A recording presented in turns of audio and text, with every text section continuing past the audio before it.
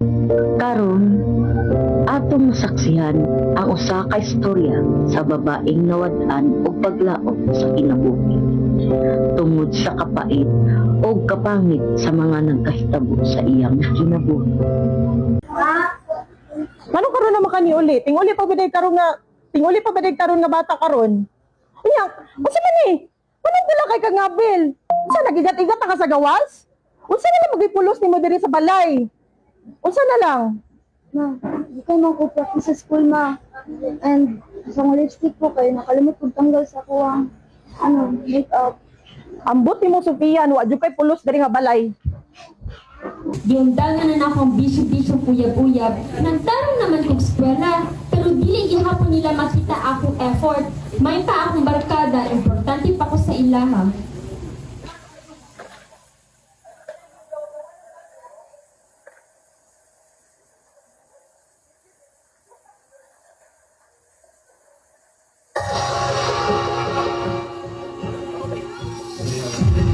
Shit I do tonight.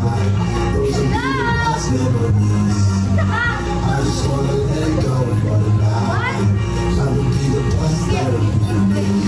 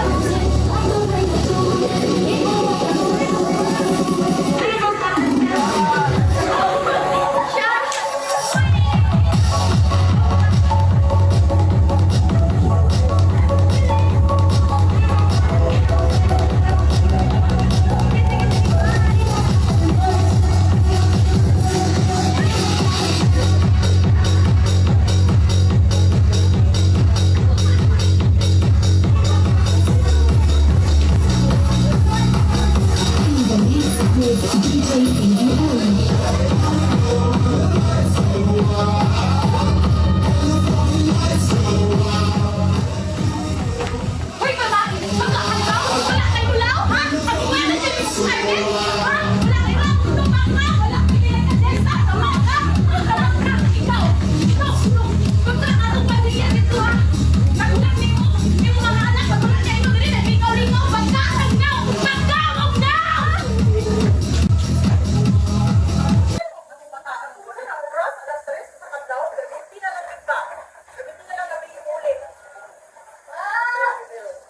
Asa ka di ka may anak ka? Ano kung kasal ka? Grabe naman ba kayo ka? Kabadluan! Asa ka gikan? Nagigat-igat na po ka sa gawa? Grabe na! Wala kay pulos diri! Wala kay pulos sa itong palimalay! Hawa na layas!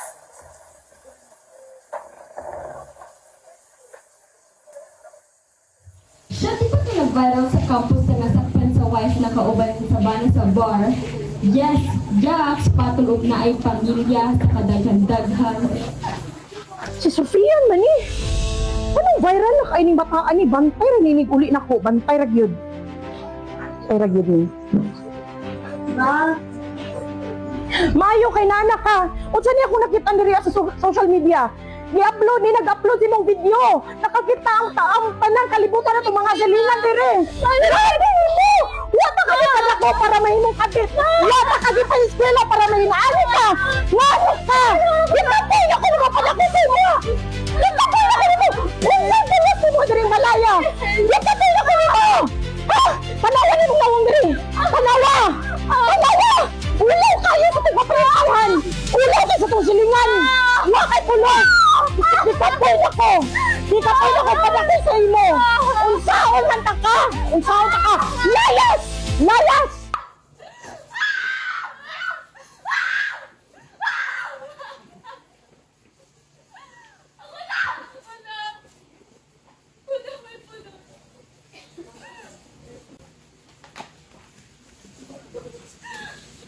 May silbi!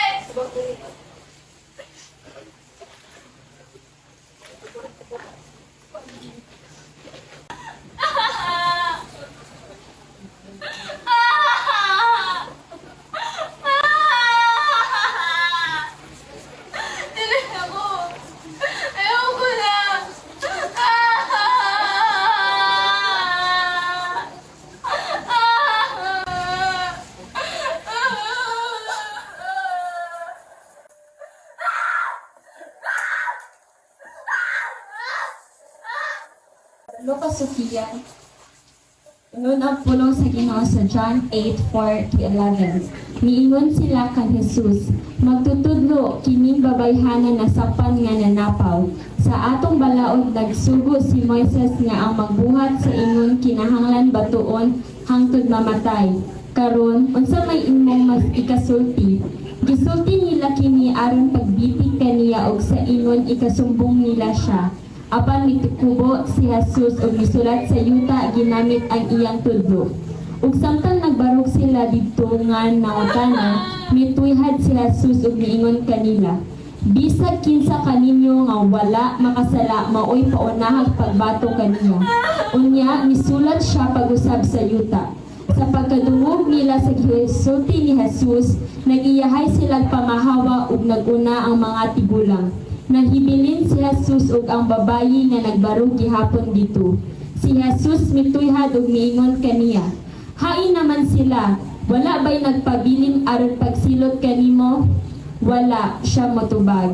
Si Jesus miingon kaniya, kung mao ka na, bisan ako dili usab mo silot kanimo, lakaw ug ayaw na pagpakasala.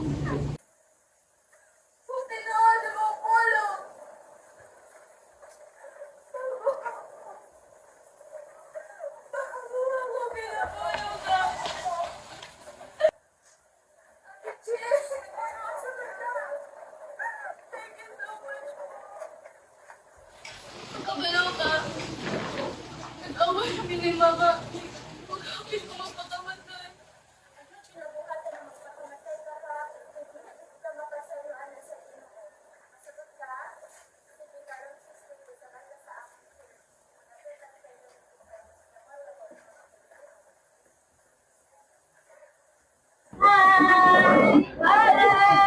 Hi, Sophia! Karon mga igsoon, magsugod kita sa atong mga pag-ampo aniata karon mga igsoon, atong tawhagon ang presensya sa atong buhi nga Dios. Kay tungod mga igsoon, ang pulong sa Dios nag-ingon sa Isaiah 1:18, come now, let us set things right, says the Lord. Bisan pa unsa man kapula ang atong mga sala, though your sins be like scarlet, they may become white as snow. Amen! So mao kana mga igsoon nga duol kita sa atong buhi nga Dios. Kay tungod ang atong Ginoo mo'y unang nahigugma kanato. Ang John 3:16 nag-ingon mga igsoon, for God so loved the world that He gave His only begotten Son, so that everyone who believes in Him may not be perished but might have eternal life. Gihigugma gayud ta sa atong buhi nga Dios mga igsoon, ug mag-ampo kita sa atong pagpamauli kanunay jud ta nga atong ibutang sa atong kasing-kasing hunahuna nga ang gugma sa Dios magapabilin kanato. Mag-aampo kita mga igsoon, dalaygon ug mahigugmaon namo nga Dios. Ani karon Lord God, kami o Dios kanamong tanan Ginoo nga nidawat da sa imong unang gugma o Dios. Ani karon Lord God, ang imong mga anak Ginoo kamudawat diya sa imong gugma o Dios. Salamat Ginoo, dalaygon ka sa walay katapusan o Dios. Ang tanan dungog himaya, ako lamang ginabalik da sa imong buhing ngalan. In Jesus name, Amen. Bye-bye! Ihatid ka Sige. Padayon si Sofian sa pagtuon sa pulong sa Ginoo. Nabisan pa ang iyang relasyon sa iyang ginikanan nga igsuon na ayos na. Nagpadayon siya sa iyang pagtarong sa pagskwela ug nagpadayon usab siya sa pag-alagad sa Ginoo.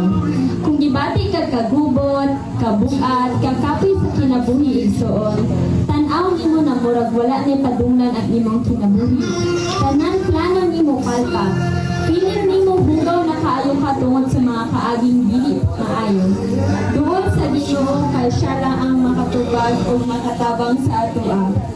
Wala imposible sa atong Dios. Kaya ta niya pagbuhon ug usabon niya ang dagan sa atong kinabuhi. Tagaan niya og palyo ang atong kinabuhi. Sa sulti ang pulong sa Ginoo sa Matthew 11:28. Duol kamo kanako, kamong tanan nagikapuyan o gibugatan, sa inyong gipas-an o papahulayon ko kamo.